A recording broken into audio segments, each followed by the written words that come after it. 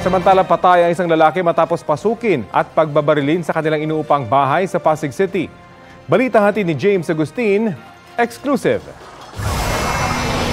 Bangas pa ang mga dugo sa loob ng bahay na ito sa Barangay Kapasigan, Pasig City matapos pagbabarilin ng isang lalaki bago mag-alas 10:30 kagabi. Naisugod pa sa ospital ang 36 anyos na biktima na si Mark Pablo alias Entong pero dineklarang dead on arrival. Ang live-in partner ng biktima nasaksihan ng pamamaril. Hindi na muna siya humarap sa kamera. Kwento niya 3 lalaki raw ang pumasok sa loob ng kanilang inuupahang bahay. Nagtago na raw siya kasamang 2 anak para makaligtas. Sa CCTV footage kita ang 3 lalaki na sunod-sunod na naglalakad sa A. Mabini Street. Pumasok sila sa Dr. Pilapil Street kung nasaan ang bahay ng biktima. Matapos lang ang halos 5 minuto, makikitang tumatakbo na ang 3 paalis sa lugar. Ang isang lalaki may hawak pang baril sa kanang kamay. Nagkagulo lang pa yung mga tao.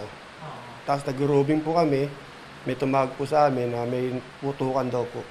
Kaya pagkaputok po nun, tumawag po agad kami sa kapulisan para puntahan po yung pangyayari. Ayon sa mga taga-barangay residente sa lugar ang biktima na dati nang nakulong dahil sa kasong may kinalaman sa droga. Palipat-lipat po siya. Kaya dito siya nangupahan sa nangyari sa bahay na yun. Nakuha ng soko ang 6 na basyon ng bala sa lugar.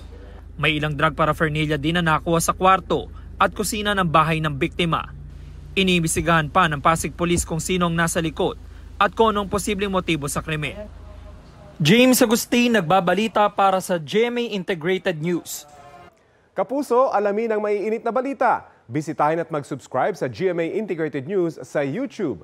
Sa mga kapuso abroad, samahan niyo kami sa GMA Pinoy TV at sa www.gmanews.tv.